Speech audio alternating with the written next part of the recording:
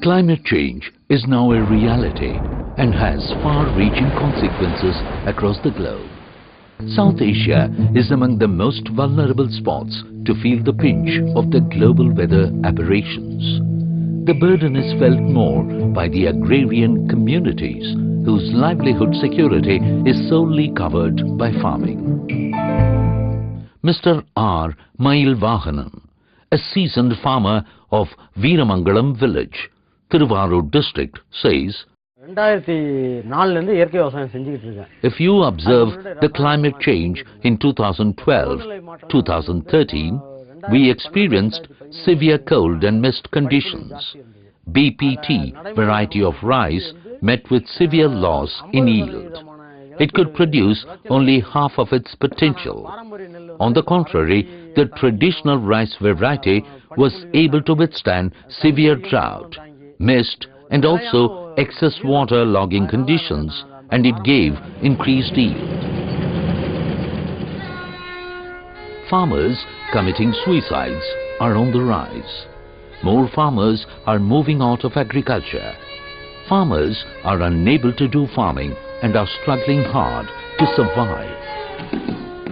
Public Affairs Center, Bengaluru has taken up a study titled Climate Change Adaptation and Resilience in South Asia. The study was done in Kumbakonam Taluk of Thanjavur district, covering 5 villages from 4 Gram Panchayats. It was conducted in partnership with Dhan Foundation. The study is a part of a larger study carried out as a collaborative effort by 3 think tanks in South Asia, namely Public Affairs Center, Center for Study of Science, Technology and Policy, C-STEP, and Institute for Social and Environmental Transition, Nepal. This is interesting and a very unique partnership that has come about. An organization which is based in Kathmandu and 3 organizations based in South India, where the organizations bring their individual strength and capacity, looking at variety of issues that affect, govern climate change. From that perspective, PAC in Bangalore is doing wonderful work on governance, particularly governance at the subnational and local level. In this project, it was important for us that we begin to dissolve boundaries between research and development practice, between development practice and development action on ground, between development action on ground and the policies that govern them. So this calls for a lot of dissolution of the egos and the experiences and the knowledge bases that all these people bring, in order that all of us commonly can work together to produce a result, which is change on ground for lives of common people. Therefore, in a sense, in this project, we earthed the notion of climate change. We earthed it in people's lives and wanted expression at ordinary levels. Hence, terms like national, subnational and all that got obviated at a certain point, because ultimately it was the change we wanted to see, the light in people's lives. But we really haven't used instruments such as scorecards that PAC has been sort of experimenting and perfecting and using as a means of demanding accountability. So as this partnership evolved, we thought the idea of accountability and scorecard instrument that PAC uses is something which we adapt into our research on climate change. The Climate Change Scorecard integrates DFID livelihood framework model but uses governance as capital.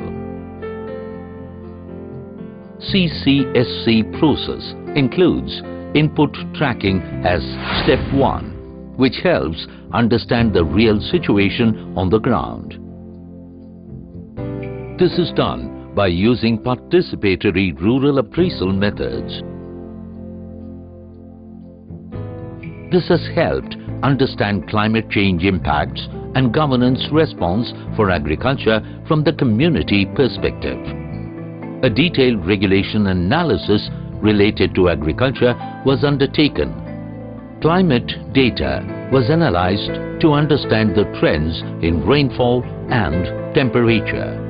Step 2 is selection of indicators related to livelihood capitals. Step 3 is vulnerability assessment by farmers, officials and other stakeholders from academia and civil society in the Delta region.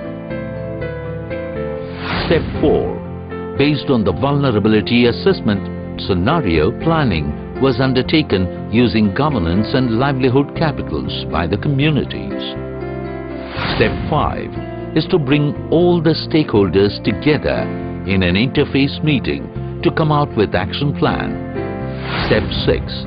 Culminating the process, a policy discourse was held to sensitize the concerned officials and elected representatives about the issues that emerged from the study and possible resilience measures that can be implemented as suggested by the communities.